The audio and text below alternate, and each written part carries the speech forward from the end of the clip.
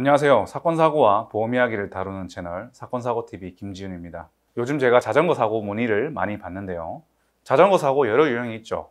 자전거를 타고 가다가 행인에 부딪히는 경우도 있을 것이고, 자전거끼리 부딪히는 경우도 있을 것이고, 아니면 이렇게 혼자 넘어지는 사고도 있을 것입니다.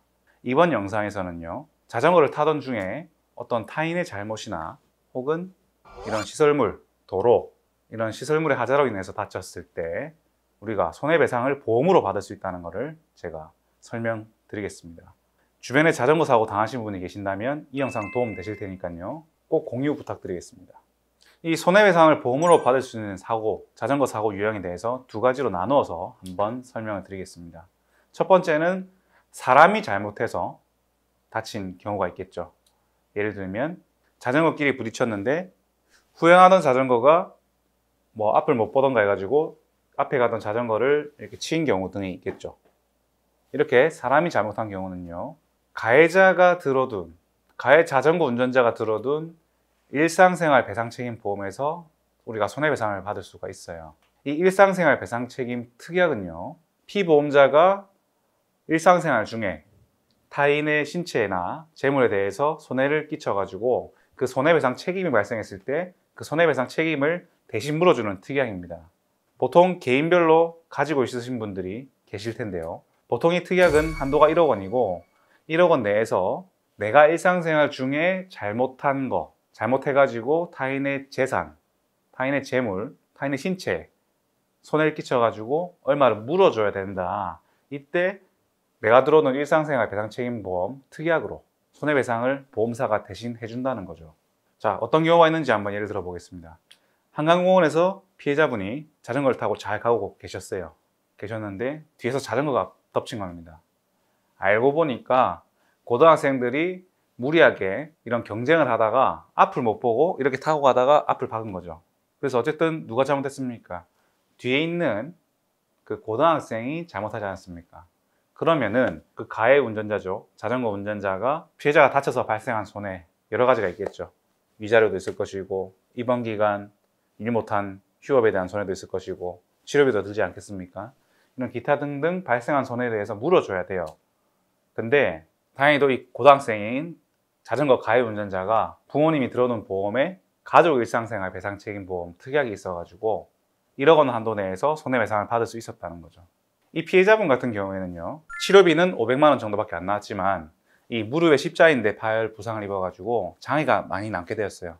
그래서 평가해가지고 대략 한 9천만 원 정도를 받으셨는데, 만약에 이분이 소득이 더 많은 경우였다면 1억 원이 넘을 수도 있죠. 그렇게 되면 어떻게 해야 되느냐, 그 가해자의 일상생활 배상책임보험 특약은 아까 1억이라고 말씀드렸죠.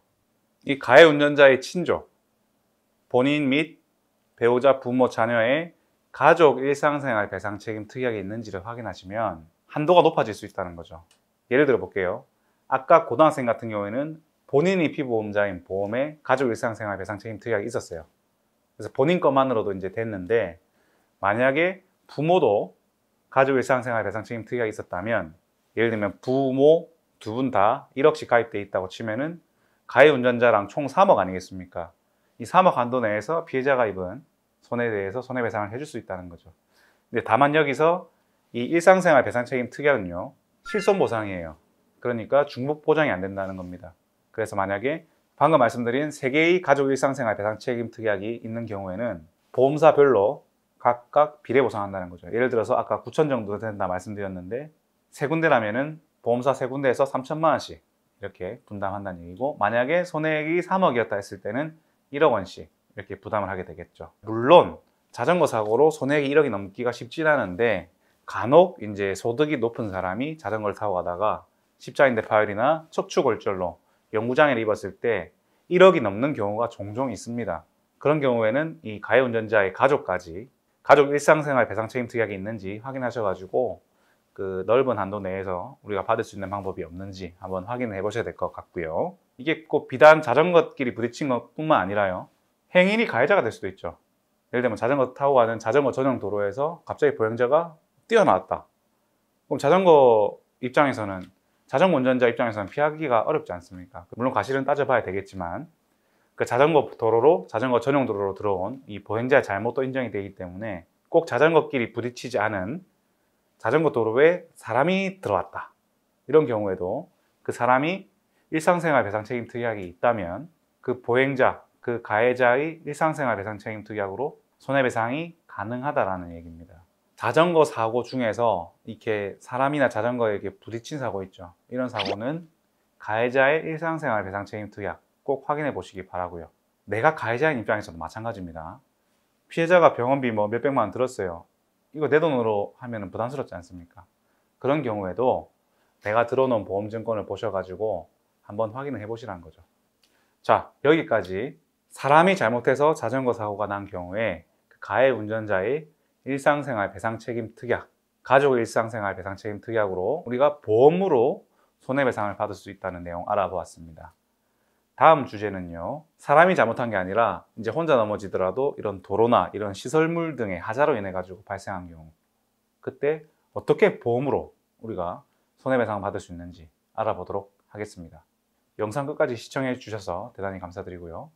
영상 도움이 되셨다면 좋아요, 구독, 알림 설정 하셔가지고 계속 무료로 사건, 사고와 보험 이야기 영상을 시청해 보세요. 감사합니다.